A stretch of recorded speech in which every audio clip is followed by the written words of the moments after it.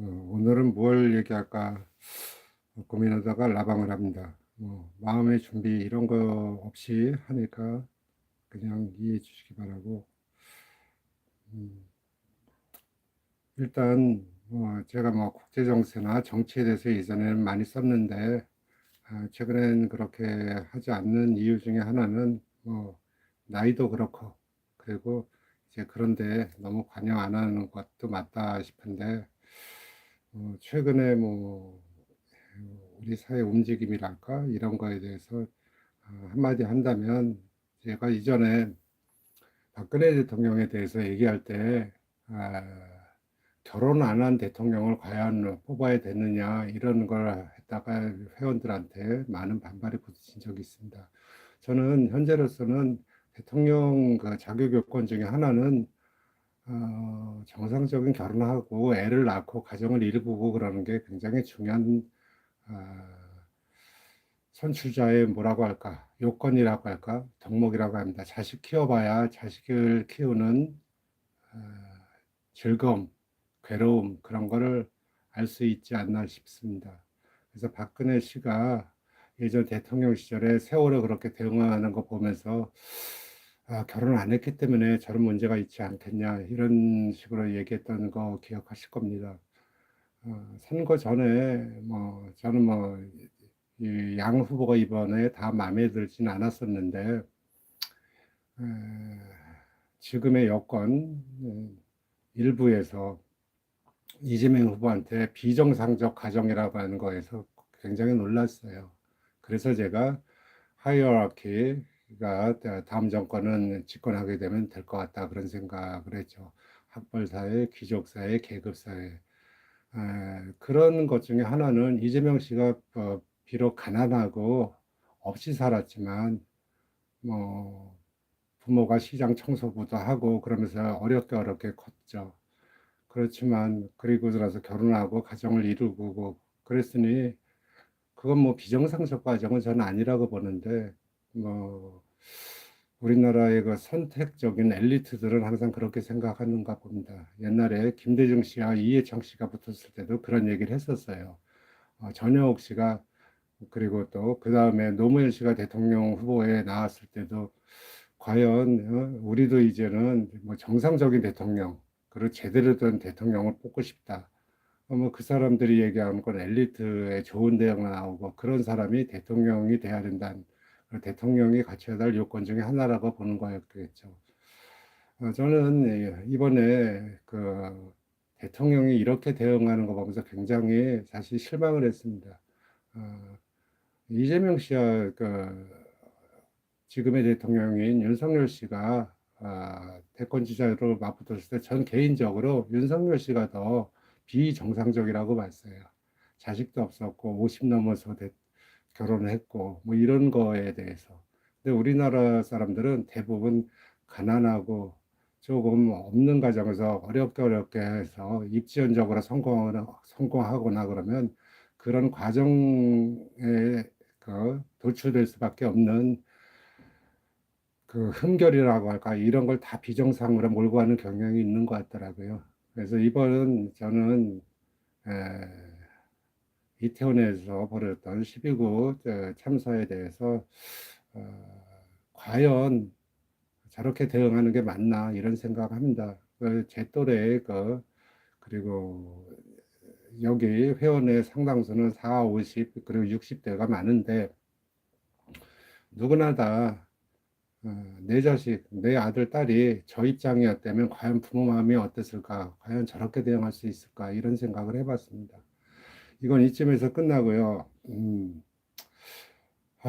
부동산에 전 패러다임이 바뀌다고 봅니다. 최근에 DSR인가 그거 안 보고서 9억 이하는 5억까지 대출을 허용해 주겠다 하는 건데 더 이상의 하락을 방지하려고 하는 겁니다. 그리고 이제 임대사업자도 손 볼 겁니다. 그래서 3주택 이상을 다주택으로 보고 2주택은 다주택으로 안 보는데 저는 패러다임이 왜 변한다고 생각하냐면 누누이 지적했지만 이 고령화 생산인구 감소는 경제에 치명적입니다. 그리고 이건 부동산에 굉장한 영향이에요. 지난 10년간 많은 전문가들이 뭐 세대수 분화된다, 뭐 한다, 이렇게 얘기하죠. 새빨간 거짓말입니다. 그 세대수 분화한다는 그런 사람들의 다 일가구, 그 1인 가구들이 배우자 이런 7, 80대나 아니면 지방에 거주하고 있다가 서울에 취직해가지고 상경한 흔히 말해서 조금 뭐라고 할까요?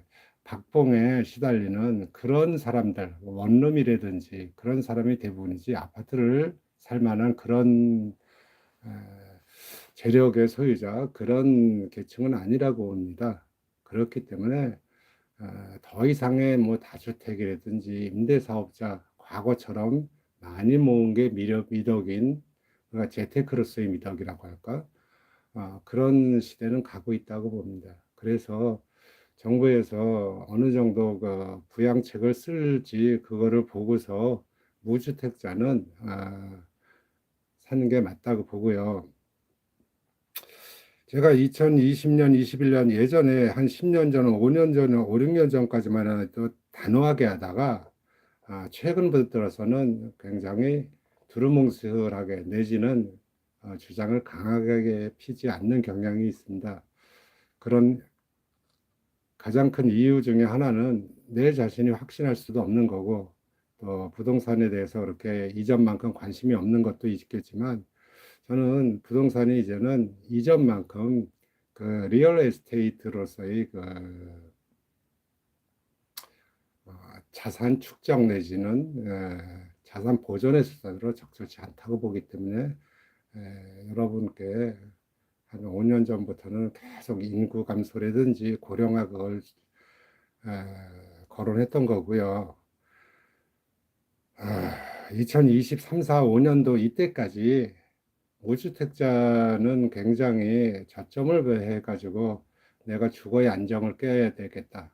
그리고 재력이 있는 무주택자는 저점을 노려서 사는데 무리해서 사지 마시라는 당부를 드립니다. 그리고 섣불리 아무데나 사는 거 아닙니다. 이번에는 무주택자라도 차라리 그냥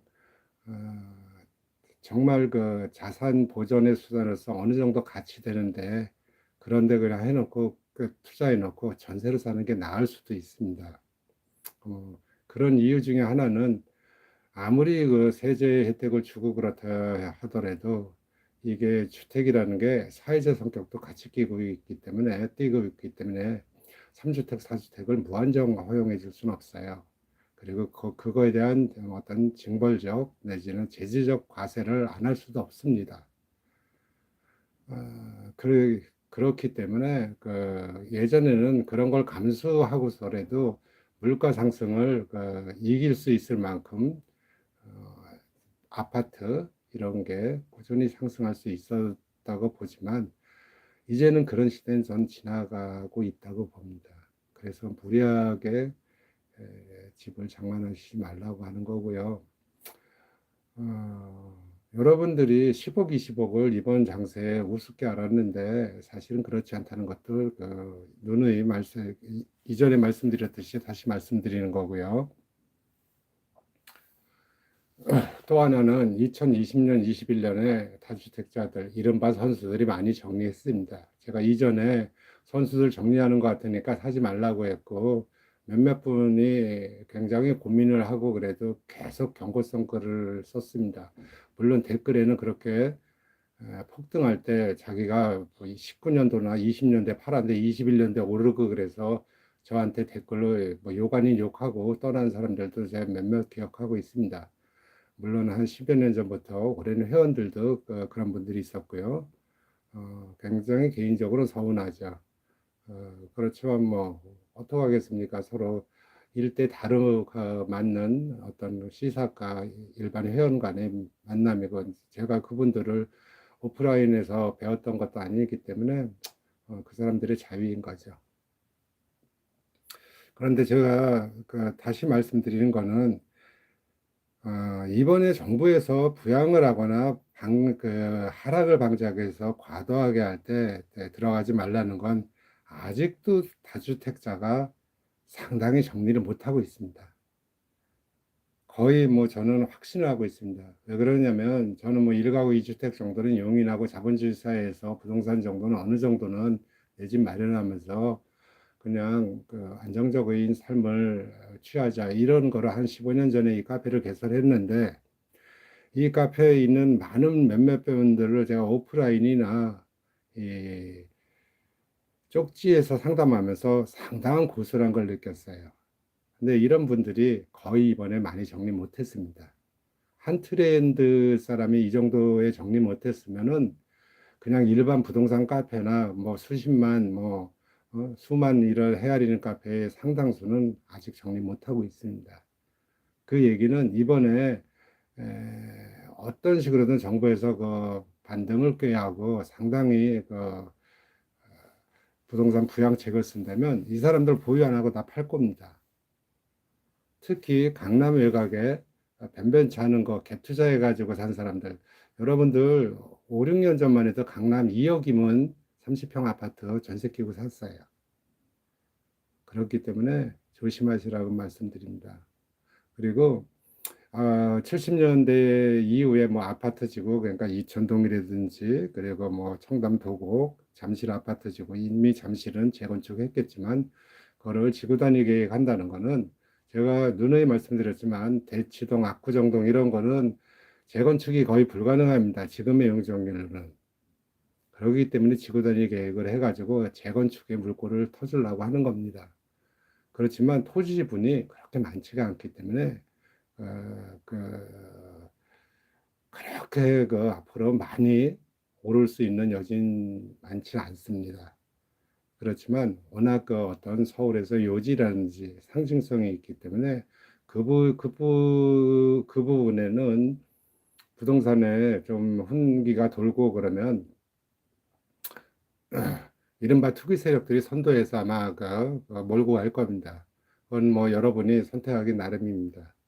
즉 지구 단위 계획이라는 거는 지금까지는 그 아파트 지구에 2종이면 2종, 뭐 3종이면 3종 해서 종 상향 내지는 층고 조금 올려주고 임대 비율을 어느 정도 의무 임대 비율을 하면서 일반 분양 빼는 정도였는데 지구 단위 계획 가면 다시 거기에 그 뭐 상업 준주거 이런 식으로 틀을 짜가지고 그 재건축을 한다는 겁니다. 그런데 압구정동이나 대치동 자체가 201, 20%입니다. 용적률이.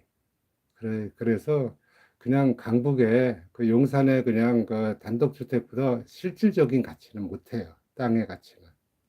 상징성으로서는 어떨지 모르겠지만. 그러니까 그런 거 유념해 가지고 접근하시기 바랍니다. 요게 최근에 그 정부에서 내놓은 대책에 대한 설명 정도이고요.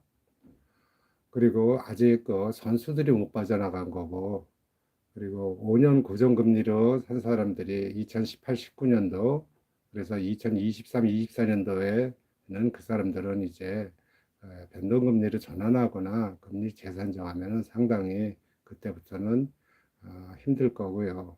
2025년도까지라는 거는 20년, 21년도 이 사람들로 보통 5년 고정금리 한 사람들도 그때쯤 되면 거기서 다 해제돼요. 그런데 금리를 대폭적으로 내리지 않는 이상은 이 사람들 못 버팁니다. 그래서 파실 수 있는 다주택자는 2025년도까지 파는 게 맞고요. 살 수 있는 사람은 이 중에 골라가지고 자기가 마음에 드는 거 좋은 거 골라서 사시면 됩니다. 그게 제가 보는 현재의 장세라고 보면 되고요. 어떤 분이 제가 옛날엔 국제정세라든지 이런 게 써지는 게 참 재밌었는데 그런 거 안 한다고 그래서 제가 말씀드릴게요. 앞으로 한 15년 정도가 다극화 시대의 그 맹주를 가리는 그런 시대가 될 거라고 썼던 걸 기억하실 겁니다. 지금의 이제 그 일전에 제가 미국의 지금 금리 고금리 정책 그러니까 연준의 금리 상승은 자신의 빚을 타국에 떠넘기는 거라고 했습니다. 금융위기 2008년도에는 자신의 부실을 타국에 떠넘기는 거였어요. 자국의 부실을 떠넘기고 그 부실을 중국이 받아줬습니다. 그래서 그 기간 중에 중국이 미국의 채권을 한때는 4조 달러치나 갖고 있었고 지금은 1조 달러 이하로 줄였지만 이번 뭐 코로나라든지 그리고 코로나 전에 그 사실은 대권의 목말은 트럼프가 금리 상승을 더 할 수 있었음에도 불구하고 2.25, 2.5에서 대권 욕심에 중단했고요. 마찬가지로 바이든도 대권 욕심에 이거를 그 양적 완화하는 거에도 그대로 그 용인했고 그 외에 사회 간접자본 투자로 더 돈을 푸는 겁니다. 그게 다 빚인데 달러가 기축통화이기 때문에 자기네는 이 돈을 풀어가지고 다시 고금리에서 회수하면서 빚을 줄일 수가 있지만 기축통화가 아닌 나라는 그 빚을 냈으면 그 빚을 온전히 이제 자기네가 고스란히 안고 가야 돼요. 그렇기 때문에 중국은 그에 반하는 지금 정책을 펴는 겁니다. 자기의 내적인 거를 치유하고 부실을 그동안 치유하는 겁니다. 그러니까 미국이 흘린 부실을 자기네가 한 해에 5천억에서 1조 달러에 가까운 대미 흑자로 그대로 받아가지고 그 자기네 성장에 지난 10년간 발판을 삼았고 그 성장에 거품이 있었던 거는 이제 치유하면서 자기네들은 금리를 오히려 내리는 거라고 저는 보고 있습니다. 그런데 그럴 수 있는 이유 중에 하나는 중국도 또 하나의 기축통화인 셈입니다. 더 기축통화국인 셈입니다. 이를테면 중국은 아직 금융을 개방 안 한 데다가 위안화를 결제할 수 있는 게 점점 많아져요. 그래서 앞으로 한 15, 20년간은 미국과 중국의 어떤 다툼이 있지만 그 외에 유럽, 그리고 러시아 이래서 한 네 개의 그 어떤 세력권이 각축을 벌이는 다각화 시대가 되고 있지 않나 싶습니다. 이런 가장 큰 이유 중에 하나는 공산권 붕괴 이후에 미국은 71년 닉슨의 달러의 금태한 포기 이후 페트로달러 시대를 맞았고 그리고 금융을 앞세워서 공산권을 무너뜨렸죠. 소비에트를. 그 다음에 90년대 들어서 80년대 후반 90년대 공산권 붕괴와 함께 세계화가 시작된 겁니다. 여러분들도 기억하실는지 모르겠지만 우루과이 라운드라든지 이런 거 자체가 국경 없는 무역, 자유무역 그 세계화의 그 시초였던 겁니다. 그걸 주도한 게 미국이었고요.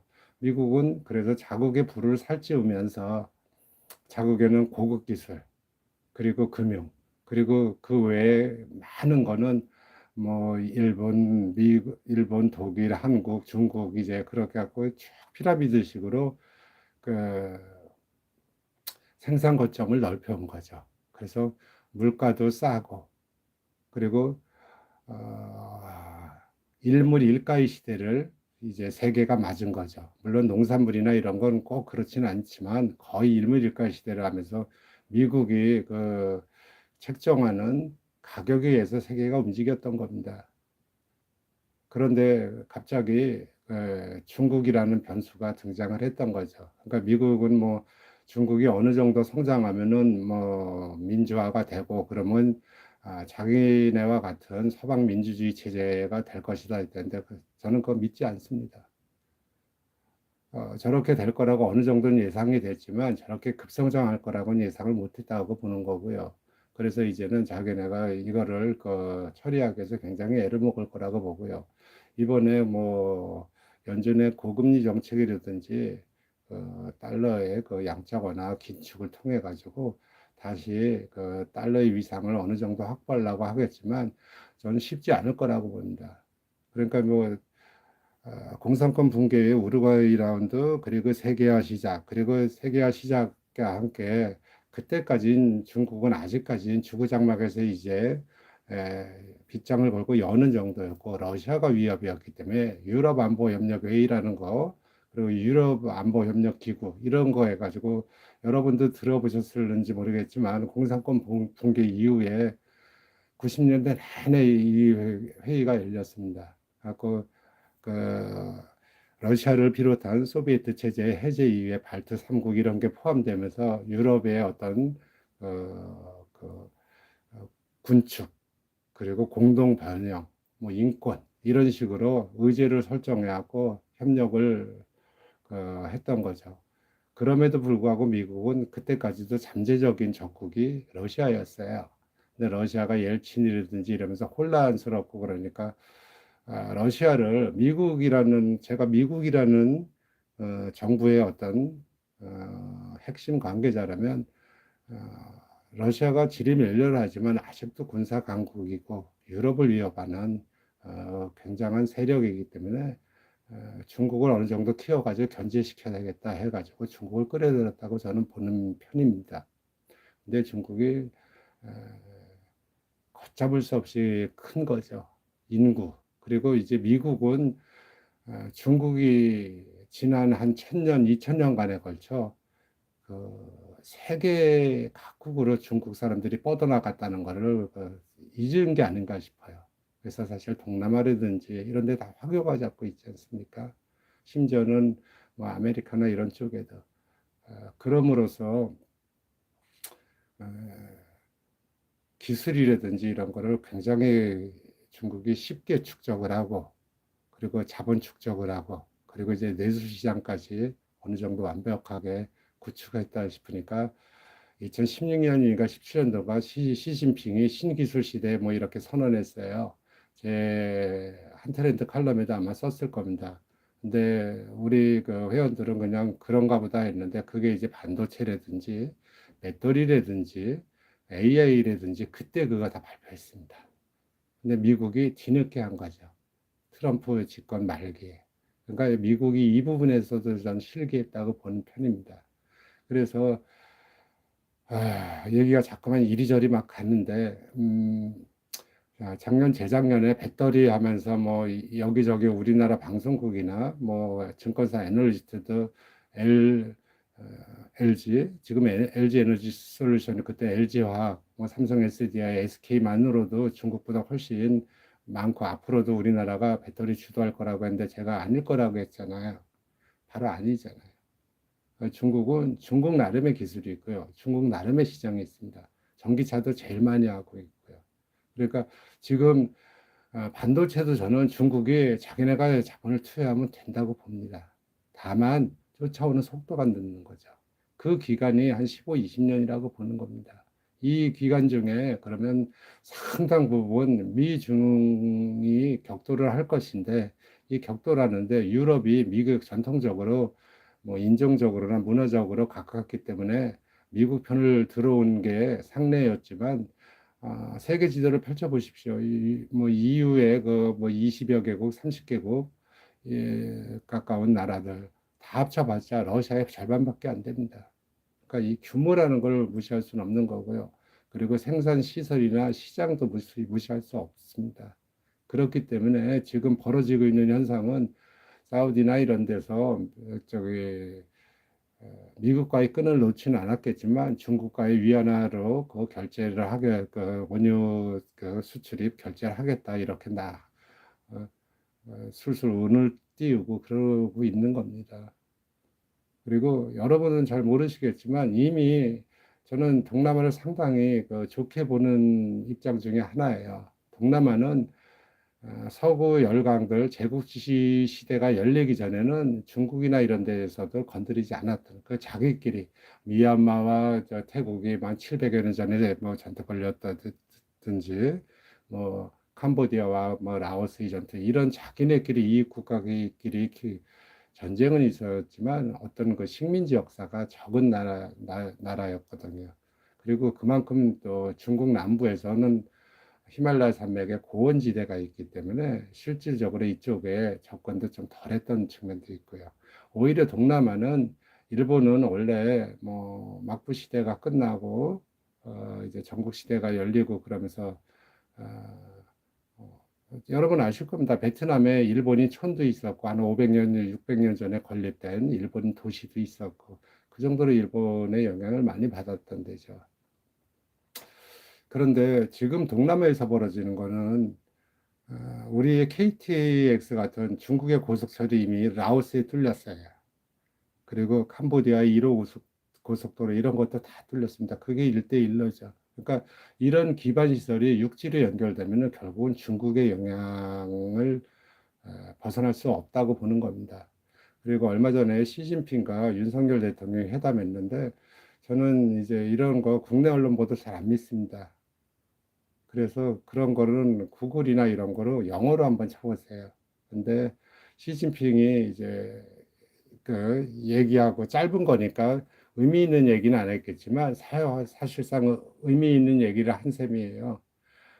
시진핑이 윤석열 대통령한테 뭐라고 했냐면 한국은 어, 한국의 지정학적 위치를 얘기했어요.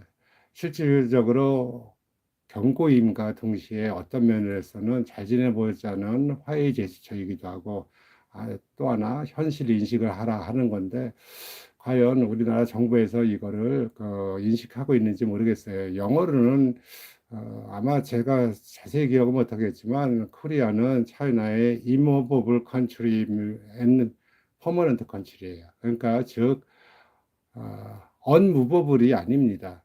무버블이라는 건 인력을 어떻게 할 수 있는 거고 그런데 인력을 할 수 없는 그러니까 너네는 영원히 어, 중국 옆에서 움직일 수도 없고 영원히 옆에 있는 국가라는 거죠.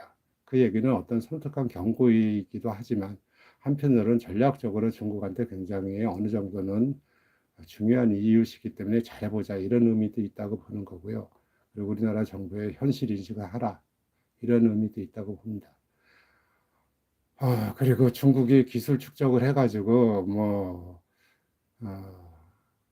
어, 이제 한국에 중간재를 많이 수출해가지고 지금 음, 무역 격조가 뭐 이제 심화되고 앞으로 이건 개선되지 않을 거다 이러는데 저는 이게 올해 5월, 4월부터 시작된 게 심상치 않아 보입니다.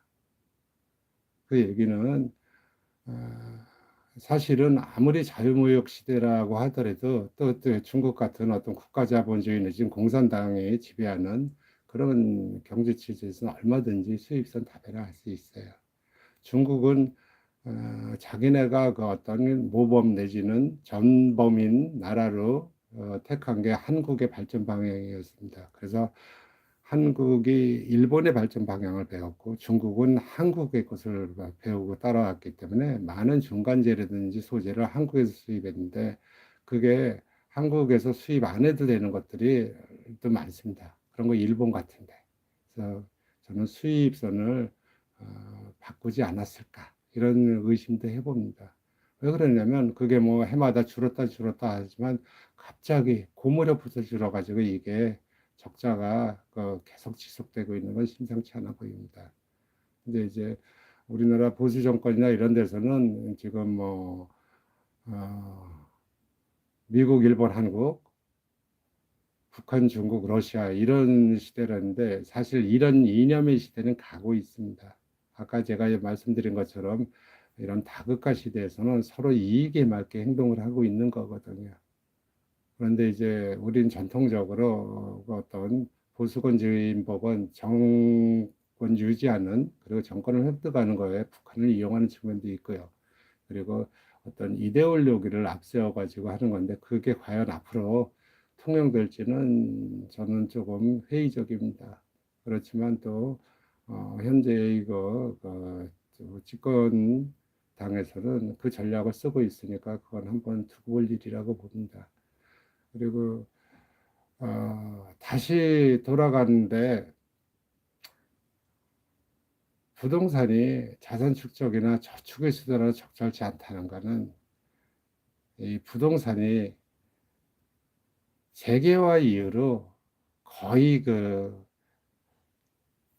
지역별 편차 없이 같이 움직였습니다. 즉 미국이 오르고 한국이 오르고 시기는 좀 다르지만 같이 오르고 그랬거든요.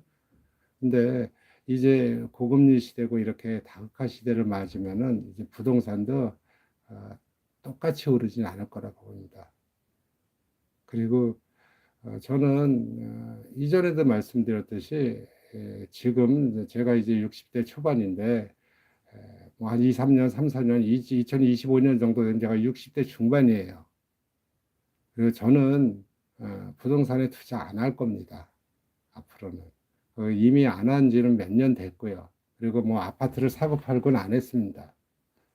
그리고 뭐 개인적으로 관심 있는 분들도 있겠지만 저는 그냥 제가 그 수익형으로 은퇴하고서 직장을 한 50 되기 전에 직장 생활을 정리하고 그리고 해외에서도 좀 있었고 그랬기 때문에 은퇴 후에 어떻게 삶을 살까 하다가 고민을 끝에 에, 은퇴하고 60 이후에도 내 최종적인 급여를 벌 수 있을 정도의 부동산, 수익형 부동산을 만들어야 되겠다 해가지고 저는 이제 이미 이뤘어요. 그래서 부동산에 대한 관심도 없습니다. 다시 한번 말씀드리지만.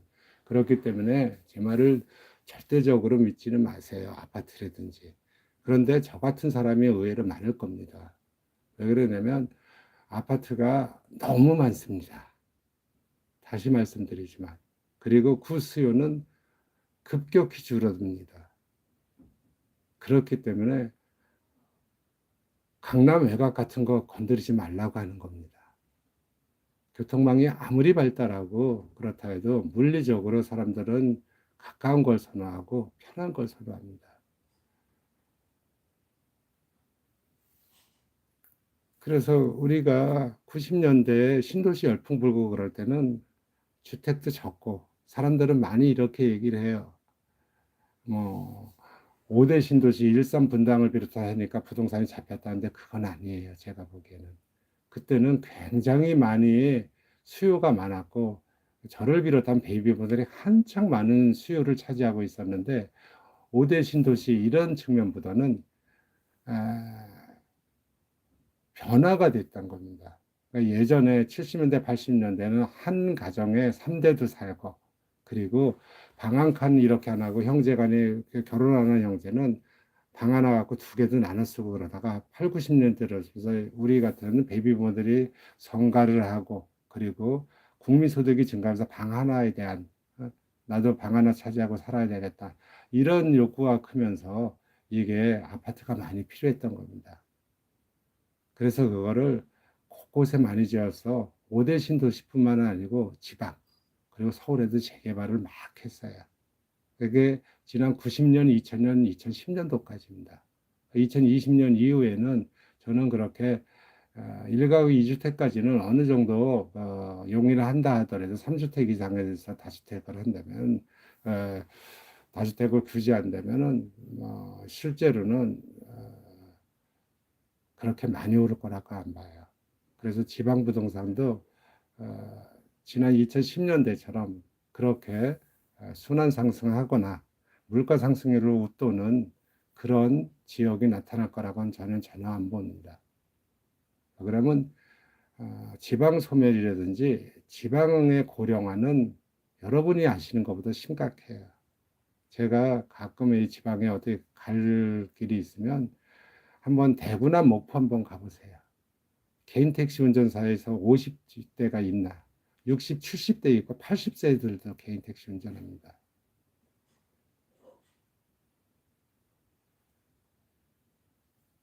그래서 그 5대 신도시 이런 측면보다는 그때는 경제가 어느 정도로 계속 성장하고 성숙하면서 국민 소득이 증가했고 질 높은 주거에 대한 수요가 많았기 때문에 5대 신도시뿐만 아니라 끊임없이 아파트를 지었어요.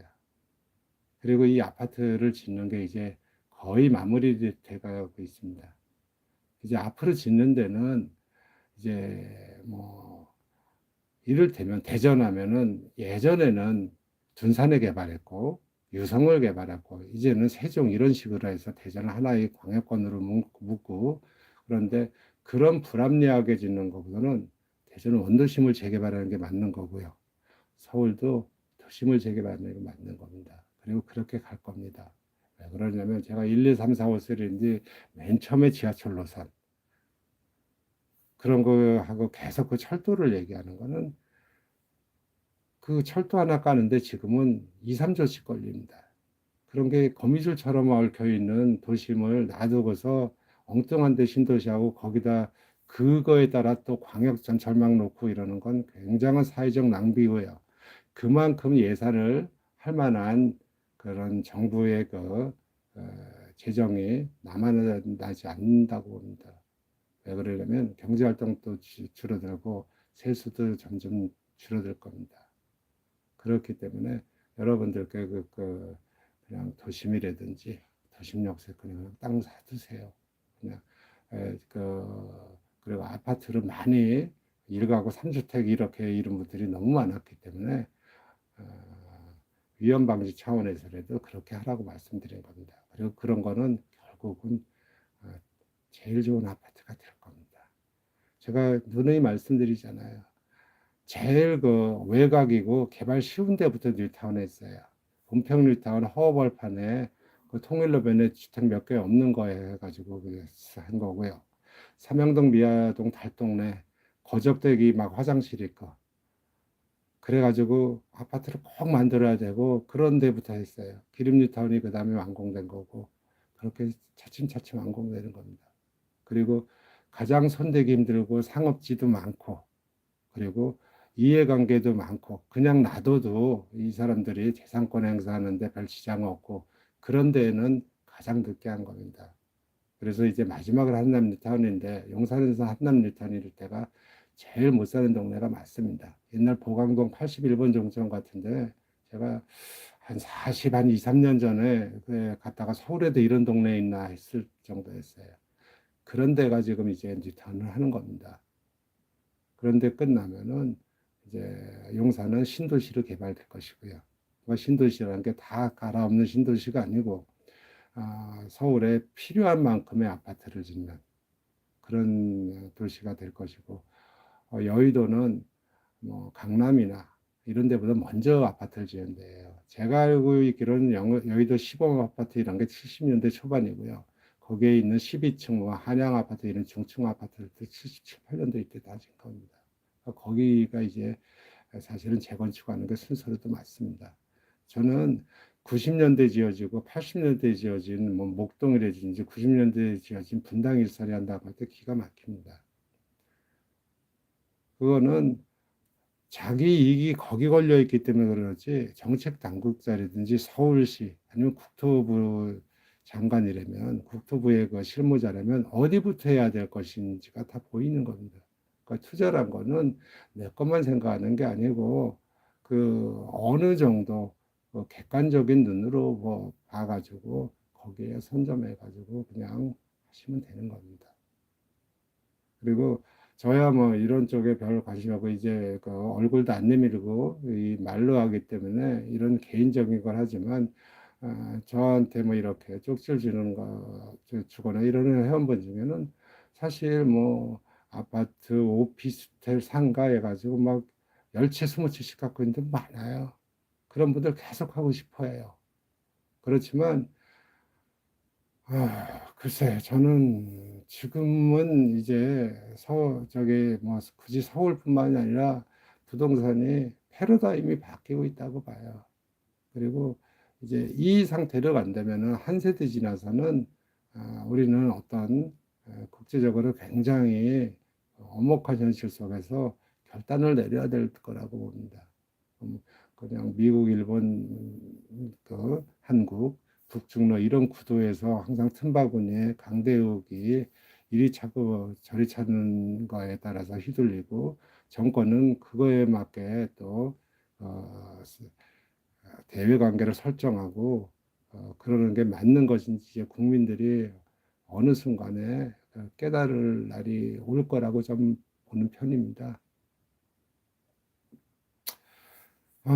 밤늦은 시간에 너무 오랫동안 떠들은 것 같고요. 어떤 분이 제가 쪽지 안 받는데도 뭐 춘천주공 59평 59제곱이니까 25평 뭐 청약 당첨됐나 봐요. 청약 뭐 어렵다는데 당첨됐고 그리고 모아놓은 돈도 상당하더라고요. 그럼 그냥 들어가서 청약된 거 사시면 됩니다. 청약 뭐 통장에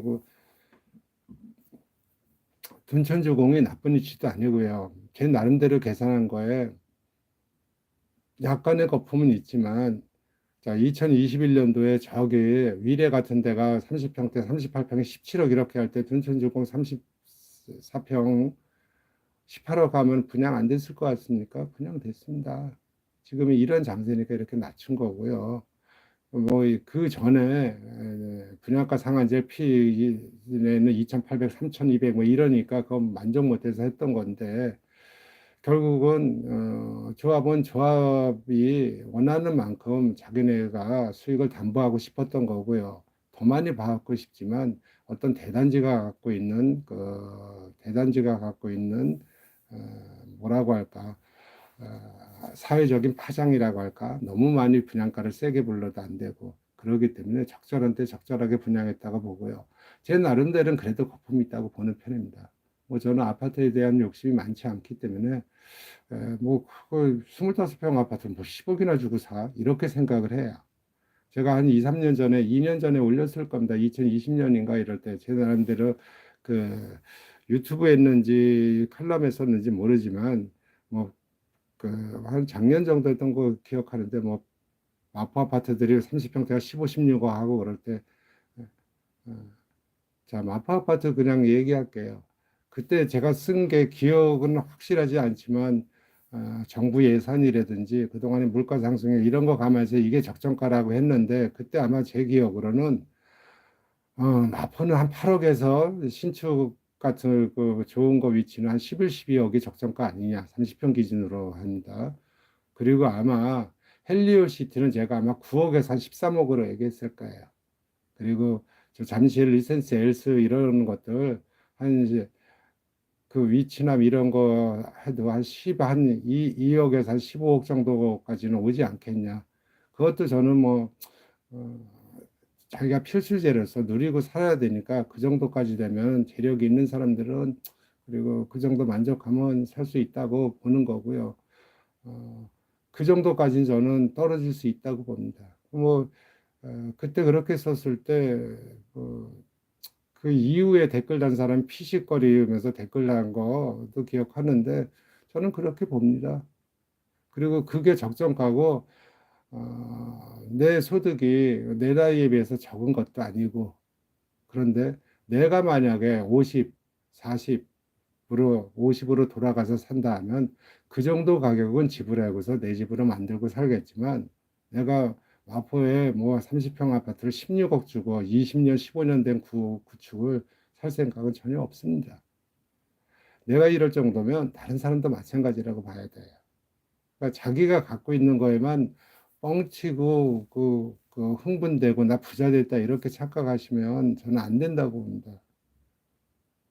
이거는 재테크를 하거나 내가 어떤 거를 할 때 굉장히 중요한 것 중에 하나입니다. 저는 어떤 면에서는 그게 조금 내 거를 너무 객관적으로 보는 그런 측면도 있어가지고 이런 재테크에 대한 욕심이 좀 적거나 때로는 시도도 안 했을지 모르는데 지나가 보니까 제가 예측했던 그 수치에 거의 근접을 해.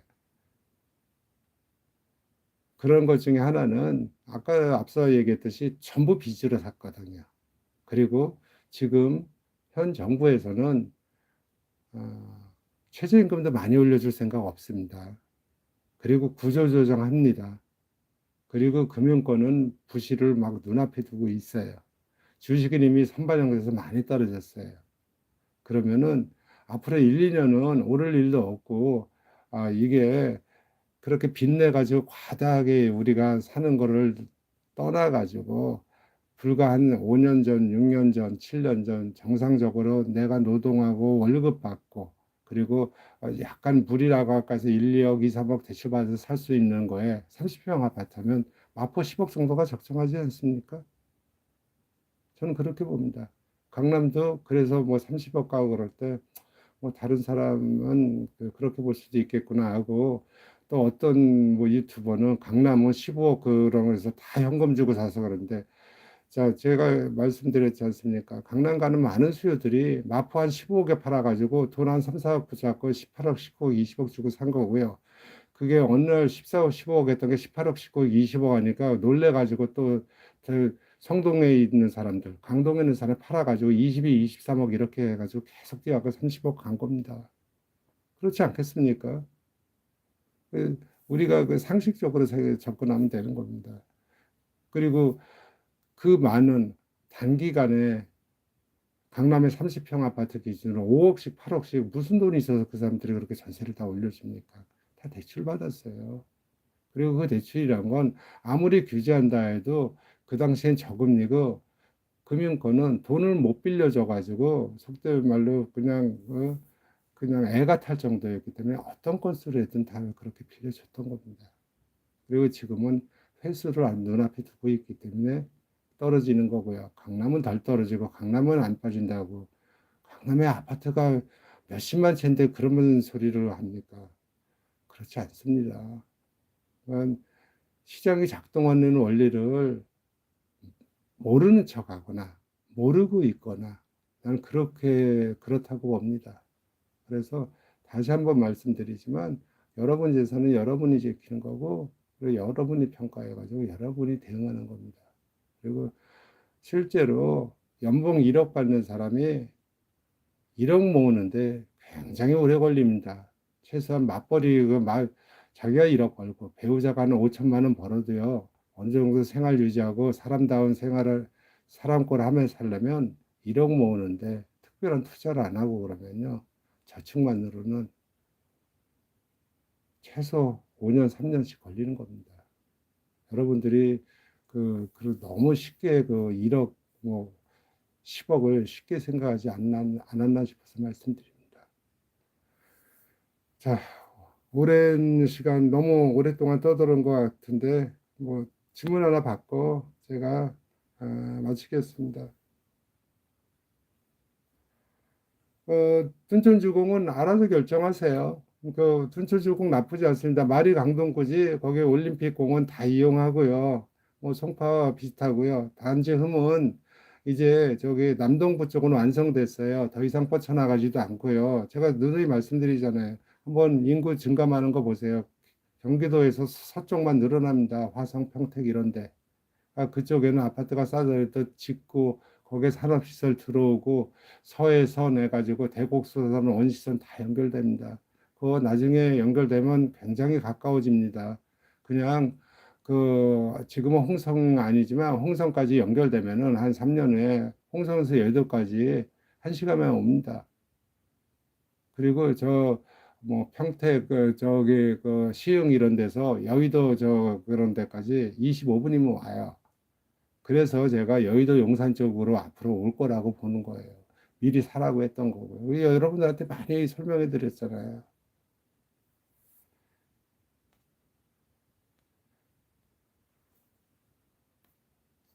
질문 없으신가요? 그래서 그분은 그냥 하세요. 그거 너무 비싸지도 않고 제가 설명하지 않았습니까? 그 정도면 괜찮아요. 약간의 거품, 뭐 많이 거품이 있으면 한 1억 7, 8천, 2억이고요. 적게 있으면 한 7, 8천, 8, 9천 있는 겁니다.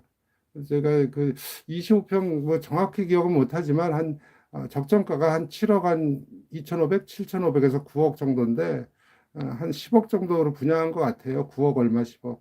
뭐 1억 정도 더 쓰셈 치죠. 그렇지만 2021년도에 뭐 그 위치에 그 새 아파트를 그렇게 샀으면 14, 5억 정도 들어가서 사셔야 됐을 겁니다.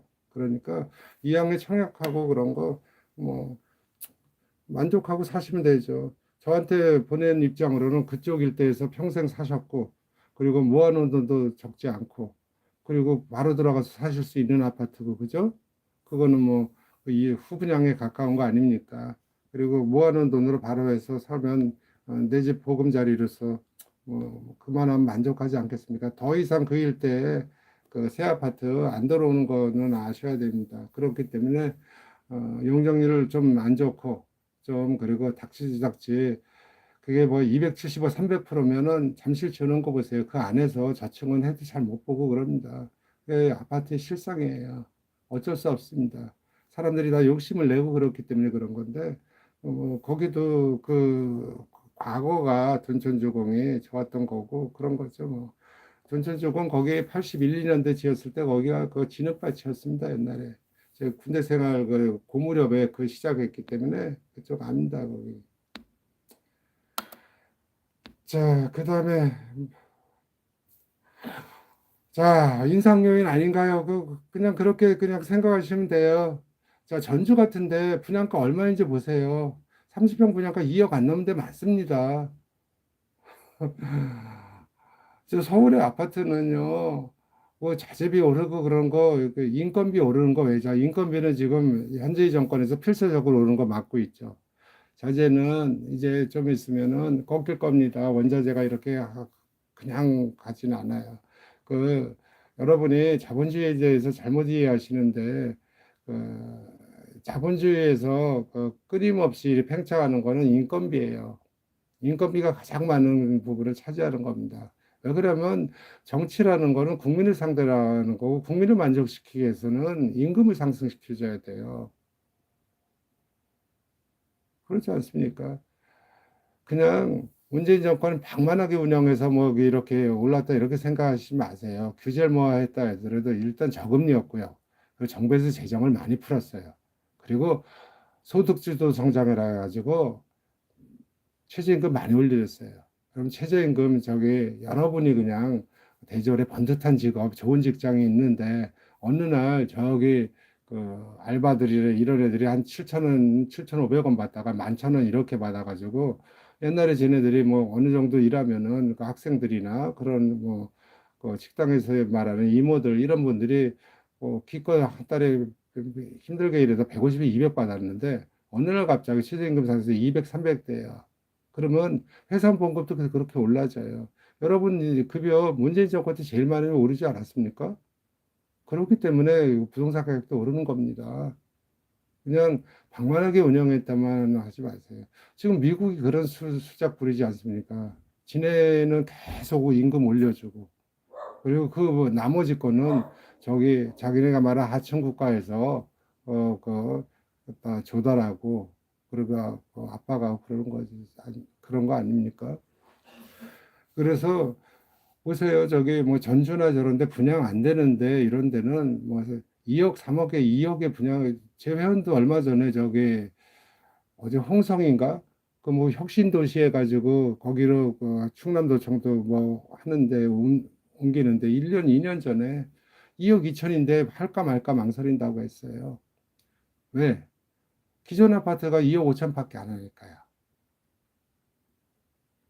그 인건비가 제일 많은 부분 차지하고 있습니다. 자재비 이런 거 그런 거 그 부동산 컨설턴트나 뭐 저기 유튜브를 하는 애들이 거짓말하는 겁니다. 여러분 그런 데 속지 마세요. 제가 얘기하는 게 틀리지 않지 않습니까?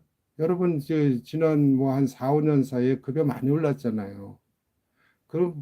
그런 거는 소득주도 성장을 해갖고 제일 아래 계급, 아래 클래스에 있는 거를 많이 올려주면 사실 대졸에 중견기업, 중소기업 그리고 대기업들 그렇게 뭐 안 올려주면 안 되거든요. 물론 옛날과의 그 격차는 줄어들 겁니다. 그 제일 아래 그 노동 계급보다 그과의 그 중간 계급과의 격차는 줄어들지만 얘네들이 이만큼 많이 올랐으면 여러분들도 많이 올라가는 거예요. 그리고 실질적으로 저는 제가 월급 생활은 안 했지만 그렇게 됐을 거라고 봅니다. 지난 4, 5년 동안에 여러분 급여도 그 이전에 4, 5년 박근혜 정권이나 이럴 때보다 많이 올랐을 거예요. 그런 게 다 아파트 가격이나 자산 가격에 반영되는 겁니다. 이거는 우리가 계량할 수 없는 거예요. 경제라는 게 우리가 먹고 살고 그리고 행위하고 그리고 정치하는 사람들이 그런 거 보면서 정치 이끌고 그런데 경제가 어떻게 그래프 하나로 수치 하나로 측량할 수 있습니까? 우리가 느끼고 숨쉬고 생활하고 그러면서 피부에 체감하는 그게 경제라고 저는 보는 겁니다. 그래서 원자재 값도 조만간 내릴 것이고요. 이렇게 뭐 경기 위축되고 그리고 이걸 빙자해 가지고 저기 임금도 안 올려줄 겁니다. 최저임금 상승률도 굉장히 더딜 거고요. 저는 어느 게 맞다고는 말 못해요. 그러니까 어떤 미국식 이제 자본주의에 익숙한 사람, 그리고 우리나라의 대부분의 사람은 미국에서 교육받고 해서 그렇게 하는데, 미국에서 가르치는 자본주의는 자국에 맞는 자본주의예요. 제가 깜짝 놀란 것 중에 하나, 경희대 무슨 교수를 했는데 미국 전공했다는데, 미국과 중국과의 구도를 이렇게 하더라고요. 자유주의와 비자유주의래요. 그거는 미국이 얘기하는 거예요. 저 프랑스나 이런 사람한테 한번 물어보세요. 프랑스에서 말하는 자유는요, 개인의 자유가 아니라 시민의 자유입니다. 시민 어떤 사회에서 몸담고 있는 데서 거기서 최선을 다하고 시민사회에서 일원으로서의 자유를 하는 거예요. 그러니까 유럽의 자유가 다르고 다 각국의 자유가 다른 겁니다. 그러니까 자유라는 추상적인 개념, 경제라는 추상적인 개념은 우리가 살면서 느끼고 그렇게 할 수밖에 없는 거지. 그 섣불리 자기가 어디에서 공부했다고 그걸 정의 내릴 수는 없는 거라고 저는 봅니다. 뭐 저는 그쪽 전공자도 아니고 제가 뭐 학식이 깊거나 뭐 많은 독서라거나 많은 거를 하는 건 아니지만 제가 살아오면서 느끼는 겁니다. 그렇기 때문에 그 사람이 미국에서 무슨 공부했는데 무슨 경희대 교수랬는데 자유주의와 비자유주의의 뭐 대결 구도에서 제가 피식 웃었습니다. 그럼 미국이 얘기하는 거예요. 한국 사람이 그렇게 얘기하면 되는 거 아닙니다. 아무튼 전 그렇게 생각하고요. 긴 시간 오랫동안 들어주셔서 감사합니다. 저기 이만 마치겠습니다. 좋은 밤 되세요.